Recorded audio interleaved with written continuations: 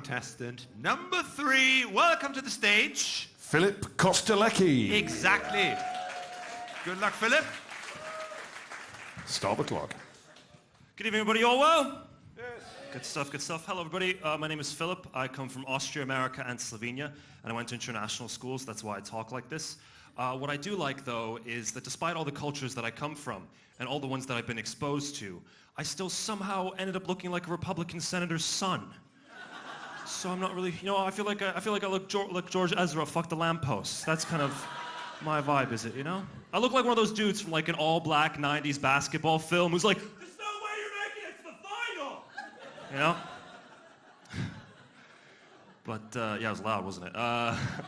So I come from Slovenia. Slovenia is a small Eastern European country with only 2 million people, but despite our size, we actually had our own version of Britain's Got Talent. We did. It was called Slovenia ima talent. Slovenia has talent. And after 2 seasons, we found out we don't. We really don't. I think a goat won one year, actually. I think that's kind of how it worked, But I'm also the child of a single parent. Any other single parent children in the room? It's not really a cheering moment, is it?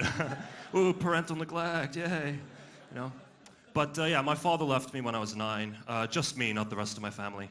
And it was interesting. It was weird when only one parent leaves, because I could kind of tell my mother trying to fill his role, I'd come home one day and I'd say, Mama, can I go to this party tonight? And she'd say, wait till your father gets home. And then she'd go, no, you can't. So that was fun. That was always good. Time. I found, as a child of a single parent, though, playground insults for boys never worked with me, right? Like, what's a classic boy insult? Oh, I fucked your mom last night, right? Boys would say that to me. They'd go, oh, fucked your mom last night. And I'd go, she's a single, divorced woman. She can do what she wants with her time. It has no impact on my life, All right. But I'm trying to understand British culture. I am. It's interesting. I do like it here. One thing I'm trying to understand is Chinese whispers. That's a weird thing, isn't it? It's when you say something to one person, you pass the information along, comes out a different way at the end.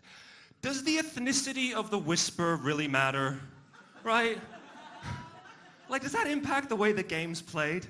I think you should only call Chinese whispers if you're whispering something kind of Chinesey. Like, psst, hey, in a few years' time, we're going to be the global economic and military superpower, and the West won't be able to compete with us.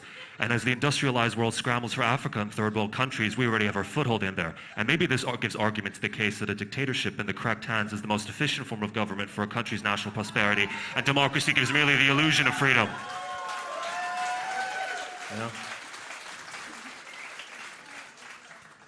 Pass that along, would you? I mean, imagine how much funnier that joke's going to be in 5 years' time when I have to tell it in Mandarin. But I'm trying to stand British people. I like it here. My favorite thing about the UK are your grocery stores. I love your grocery stores. You know why? Because I love the fact that you have your store brands, your own brands, right? And then you have the luxury versions of those own brands. I think that's so fascinating. Like, does anyone know what Tesco's luxury brand is called? Finest. Yeah, I love that. Finest. Because it kind of suggests like that's the best they can do, There's our finest. Enjoy. My favorite has to be Sainsbury's luxury brand. You know what Sainsbury's luxury brand is called? Taste the difference, yeah. Have you ever heard of anything more classist than taste the difference?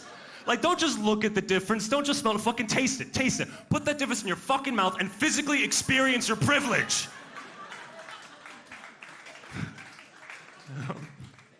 Right?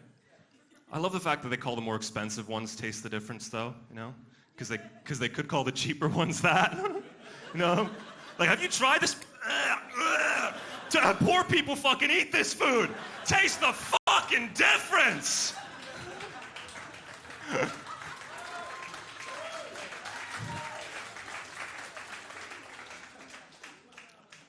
I don't know if you've seen this in Tesco recently. They've started doing this thing in Tesco. They've started, when you go to the self-service checkout and you pay with cash initially, a little prompt comes up and it says, pay the rest another way, which sounds really sexual, doesn't it?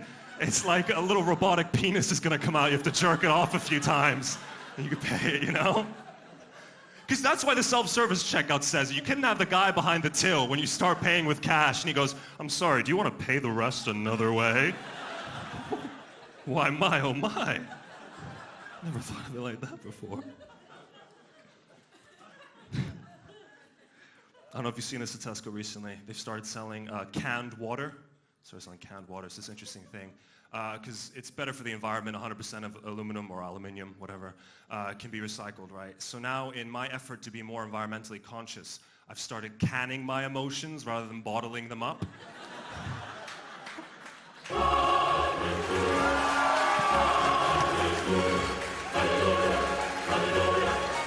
Philipp Kostelecki, our fourth survivor.